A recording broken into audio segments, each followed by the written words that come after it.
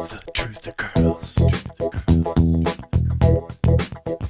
truth occurs. Okay, so you're gonna tell me what a lien is? Yes, kind of.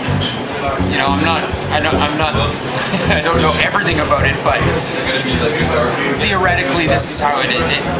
The judge and the lawyer, just like a doctor has a liability insurance plan on his practice, on what he's doing. The judge also has a lien on his That's job. lien, L-I-E-N. It's not That's lien, right. Yeah, L-E-A-N. that's right. And so does the prosecutor. Like lawyers, once they pass the bar, they have to have this liability insurance too.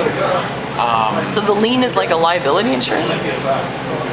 I'm fairly sure. So when you put a yeah. lien on someone, is it like suing them for malpractice? Yeah, basically, if anybody ever does anything to you and you take them to court, you're putting a lien on them. You're putting a lien on. You're saying that they owe you something. To me, it sounds like, hey, Tony, put a lien on him. Put a lien on. Lean into him. We'll put a little pressure on him. Yeah, exactly. So you have you want to justify the lien properly. So if doing any of this free man stuff, if anybody was asking the judge to give his oath, and if the judge were to somehow not give his oath and he wasn't to give you contempt of court and throw you in jail before you can even talk anymore, then you could proceed if properly, just verbally announcing and giving notice. You can put liens on things. You can just announce that lien, and if nobody argues it, what you would do is, you ask the judge. Wait, a lien on a thing? Like what kind of a thing? On an action. He's done something to you. Okay, so the lien is to hold him accountable. That's right. See, I didn't know what a lien was. I thought a lien is like... Well, a lien is anything of value, right? You're trying to say that the value needs to transfer from here to there. It's about the value of it. I don't quite understand, then. Because everything's value. It's Like all when you're commerce. putting a- It's all contract. Yeah, that I it's just understand, but- negotiating the transfer of something in order to... It's like a... If you put a lien on, let's say, somebody, you put a lien on a person or on a thing, first of all. Oh, on the bond. You put a lien on a bond. Bond, which is what the insurance policy is. So you don't itself. put a lien on somebody.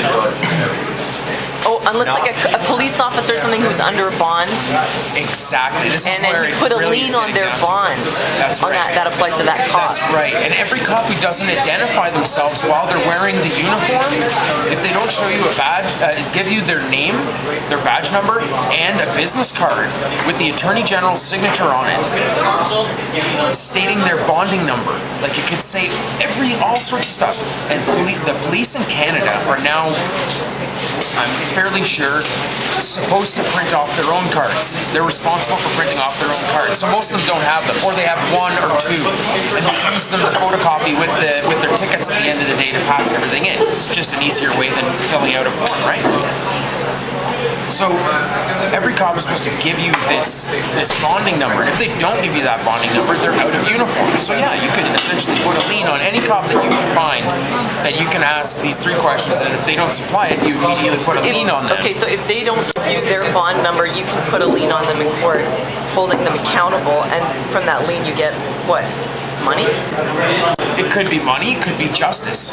Justice, like getting your tickets thrown out of court, would that be justice? No, you'd be taking away his lien, so then he'd be losing his bond and he'd no longer be bondable. You're basically taking away his job.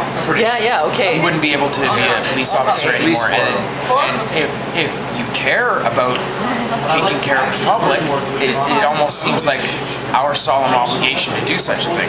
If somebody doesn't uphold their bond, you put a lien on them to basically take it away because they haven't upheld it, they violated it, and then that's why they can't have a job anymore in that capacity. That's right, but the sad thing is that most police officers do not even understand this. They don't understand. They think that they're in uniform when they put on their uniform. They're not in uniform unless they're identifying themselves as that. Just like a lawyer has to identify themselves, the judge, everybody has to identify themselves. Just like they're asking you to identify yourself. It's always everybody's trying to ask you to identify yourself. But they need to identify themselves, and they're already given oaths in order to do this stuff. You haven't given any oaths. You're just an employee of the government. And is that why a free man gets stopped so he knows their rights, gets stopped, and they're placing themselves outside of the jurisdiction of the cop, and then the cop continues to proceed as if he'd gotten jurisdiction over them. They're told then you're acting on your own bond. That's right, and that's the thing is you just want them to be accountable for what they're doing. They've sworn oaths as peace officers, not as policy enforcers, and they're thereby, unless you fully agree and go along with it, they're breaching your peace. You could refuse to go along with it. How? Like without being in dishonor or like in putting yourself under their jurisdiction. Like how can you accept their request to provide identification, conditional upon I asked her for them nothing. proving that claim? Truth the girls. Truth the girls.